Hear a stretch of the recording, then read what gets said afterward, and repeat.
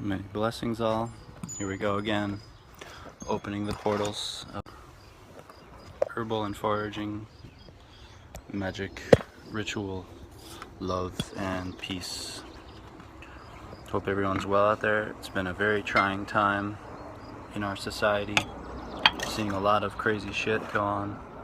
And I hope that this can serve as a way to help fuel the energy that we all feel into productive, motivated solutions versus antagonistic, aggressive, or oppositional ways.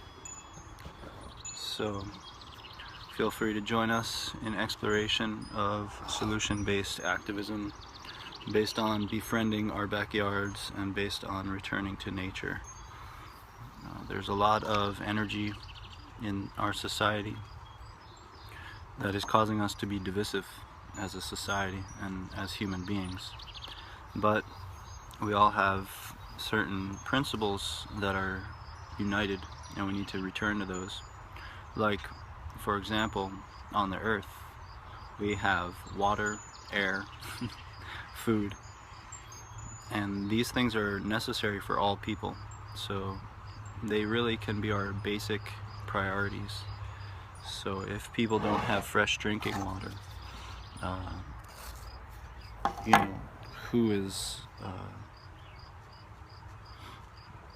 supposed to do this or has this problem, that becomes secondary. So let's remember that we as a society need to provide and continue to defend our basic human rights, because they are not so basic in this society anymore. And as you can see all around the globe, there are many societies which don't have fresh drinking water. There are many societies who are struggling with food. And so we need to come together and not divide ourselves on such petty, trivial, media, sensationalized bullshit, and really continue to work for a conscious humanity. And what that means is very land-based, very earth-based, and very local. So I think it's important that we continue to try to make grassroots movement, meaning farming, gardening, preserving springs, preserving wells, making sure that those things don't get contaminated, keeping water flowing in our local areas, making sure streams don't get dammed up or polluted or toxified. And guess who's going to do that? It's going to be you. So it's a really important thing to start to try to get beyond the divisiveness that's continually being put in our faces, whether it's through mass media or whether it's through social media. There is such a spin out of so much bullshit that nobody really knows what happens, but everybody thinks they're an expert.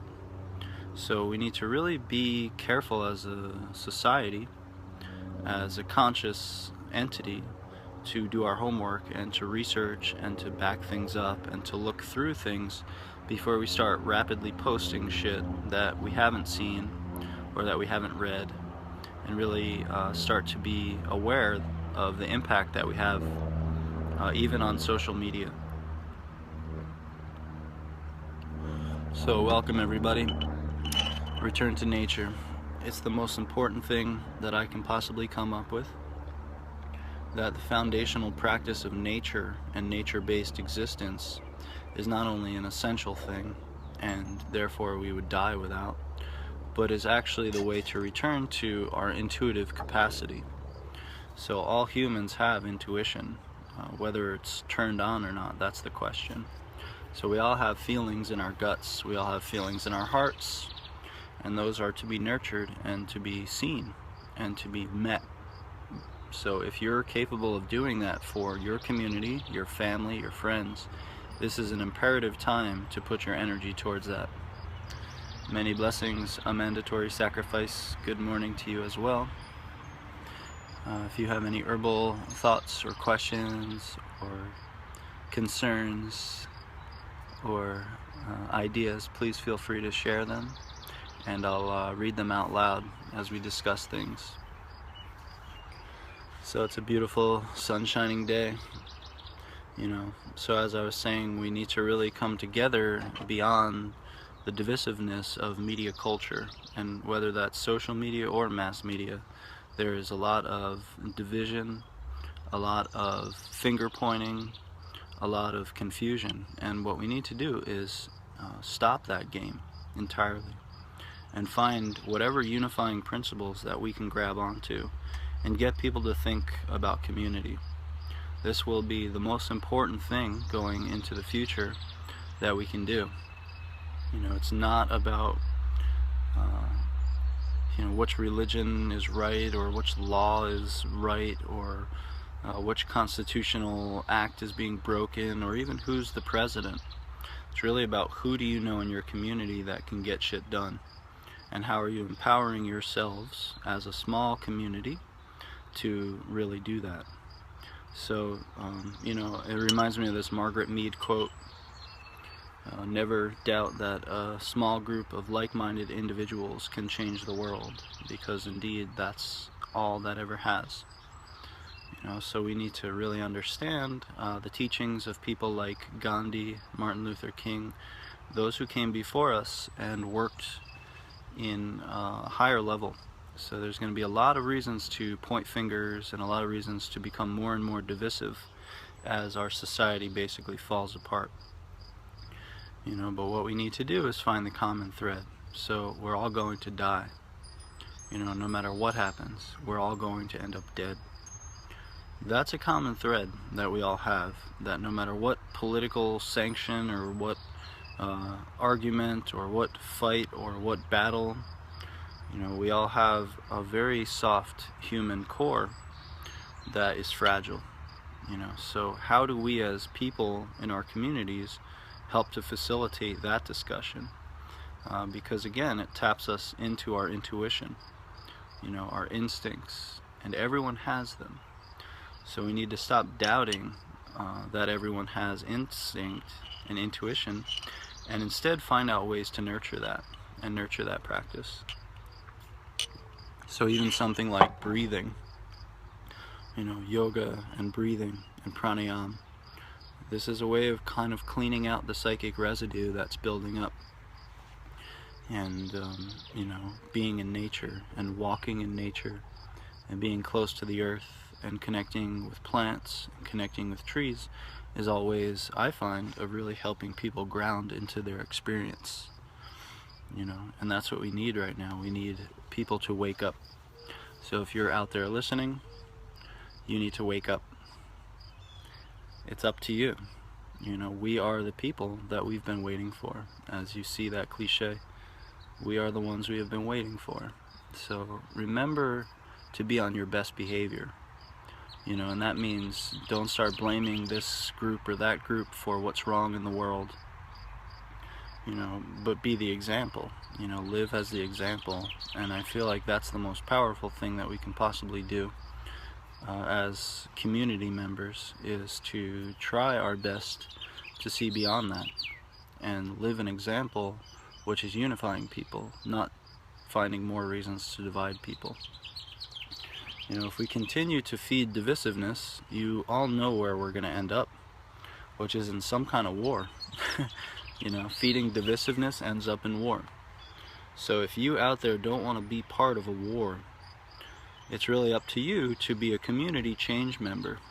So whatever that means, if you're leading potlucks and discussions with movie viewings, or having people come to your backyard and teach them about plants or herbalism, or growing your own food, or composting toilets, or using ball jars instead of coffee cups, making sure you have some stainless steel pot or cup or water holder instead of ripping through massive amounts of plastic bottles.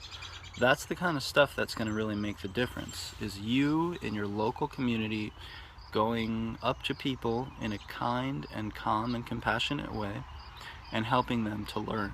Because the biggest problem right now is lack of education. And if you can't meet people in calmly educating them, and if I can't meet them in calmly educating them, then we're just feeding divisiveness. We're just going to create more and more division. Seems like we're at the peak of that kind of perspective. Lots of divisiveness. Everybody is blaming everybody else for everything. It's not working. It's not going to work. So we need to really consider our options, and hopefully what we can do as a community is discuss these options more and more. You've heard a lot of ideas from me, and I will continue to try my best to bring those ideas forth. So with that said, feel free, if you all have any herbal thoughts or herbal questions, or thoughts about wild foods and medicines, please feel free to always ask, or to send pictures on the Return to Nature page, or send me a message, and let's try to learn and educate ourselves as a conscious community. Ah!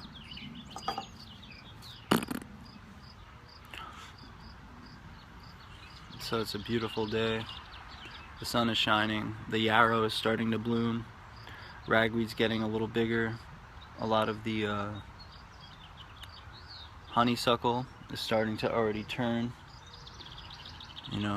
That moment for the honeysuckle is a very short time. And honeysuckle is a respiratory herb, seen as a lung herb. So you can also take the vine of honeysuckle and do a lot of basket weaving with it, all kinds of things like that. Thank you, Karen Blake. Many blessings to everybody paying attention at this time. Calmness is the way through. Truth and calmness. And there's a lot of resistance. I know that everybody out there is trying to make the change and trying to create these changes, and what a lot of people experience is a lot of psychological resistance. Don't forget that psychological resistance is coming by the fact that we're being inundated with chemicals, on every level. And so people are becoming blinded through engineering, and you really need to be mindful that, of course, it works. That's why it was put in place. So when you're dealing with people's resistance, remember that they're not powerful, that they're broken, and that they've been conditioned to think that way, and they're probably not even answering for themselves. They're answering for a corporate interest, or they're answering for the conditioning that has been put through the media. And so when you note resistance, or when you're trying to educate people, whatever it is, wherever it is, and you feel that resistance, just remember that they're not above you. They're behind you, they're under you. It's very important to realize there is no threat in resistance. Resistance dies hard. So we're in a period of ecological transition where it's going to be more and more imperative that the human species wakes up due to ecological devastation. And of course, this is really hard for all of you who pay attention and who know that and feel that. I mean, it's taken me a lot of sitting in the woods, crying, praying, meditating, mourning, understanding what the next 10, 20, 30, 50, 100 years is going to be like. But, as Stephen Harrod Buhner calls that, it's like digesting the shadow. So we have to go into that mourning place. We have to find where that's still okay and we can do our work, and that's our greatest power. So to kind of purge all that, to work through that, it's not an easy task, but it's a necessary task. So we all have to find our way into being calm amidst the resistance. And nature, don't forget. I always remember I went to the movies for the first time in like 10 years to see Avatar, right? Mostly because I wanted to see who would show up, because I knew what the story was about. Indigenous people getting their asses kicked by technological culture. It's the real story. It's happened over and over. And all of you are part of that, even white people from Europe or indigenous people. My roots are Celtic, right? So this is, all of us have that. So in Avatar, that one part where the guy prays to the home tree, you know, and he really speaks to nature, the earth, Gaia, whatever you want to call it. And of course then the big technological culture comes and they start bombing the living shit out of them with big weapons, and you know, they start shooting, the avatars start shooting arrows, and it's like a hopeless scene. You know, and that's a real metaphor for where we kind of feel like we're at. But later on, what happens, you know, and when I was watching it, it gave me total chills, is that at one point all the animals come out of the woods, you know, and the little blue avatar girl says, "She heard you!" You know, that's such a potent cultural moment, you know, and it does have its relevance to where we are now. So when you're putting your intent out there to Gaia, or the consciousness of the earth, or the grid, you know, of the earth, it's responding and it's hearing. And so we need to remember that, you know, we have to come together to have that communication. And the more people who are saying, yeah, I got the message, I understand what's happening, you know, we don't want to get our asses kicked by ecological devastation, that would really suck. You know, when we can come together and really get on that same unified page, it's going to cut through a lot of bullshit. It's going to cut through a lot of resistances. You know, eventually all those justified resistances that you hear from people, those conditioned responses that they've been given, downloaded into from those various sources, those will wean away, you know, as not relevant, as not a very good argument. And so, you know, continue to be persistent with truth, but know that it will take time for that truth to sink in, you know, and that we don't have to be aggressive, and we don't have to be angry, and we don't have to be violent. We can just say, yeah, the truth is the truth, you know, peacefully, you know, I love you, and this is how it's going. And eventually in time, that revelation is going to be brought forth more and more, because we all know, at least most of you know, if we don't do something ecologically, you know, to change our plastification culture and our misuse of technology to circumvent, you know, nature, essentially, then we'll end up pretty dead, you know. It's just a matter of 30 years or 100 years or however much time it will be, but the future generations are going to get, you know, an unworkable situation. So, you know, thank you if you're one of the people who recognize that and know that and are working towards spreading the awareness to make a big transformation. You know, I think that's one of the most, say, mournful things of our situation is, you know, greenwashing, like a corporation saying, oh, well, now we're green, or now we're organic, you know, is the same old shit with a 2% change. You know, and that's really can be disheartening, you know. So, but keep educating people and keep helping people understand, you know, I mean, plastic and styrofoam cups, you know, for example, there's billions of plastic and styrofoam cups being used every single day for coffee, when you can use a glass jar that's reusable. You know, that will make a huge difference on fossil fuel use, and therefore on how much war we have to fight to get those fossil fuels. So it's little steps like that, you know, which are just a calm, compassionate, educational process. So the more you discuss these things, the more you talk about them, the more you become unafraid to share these insights with what you would call strangers, which is a perfectly manipulated idea, right? Wouldn't it be perfect if I could control you through convincing you that everyone around you is trying to get you? So that's a perfect scam, you know, so don't fall for that scam. And, you know, do your best to wake people up and to be awake yourself. So many blessings, sending lots of love and compassion for this huge mission ahead of us. And be in touch anytime. Om Shanti Shanti Shanti.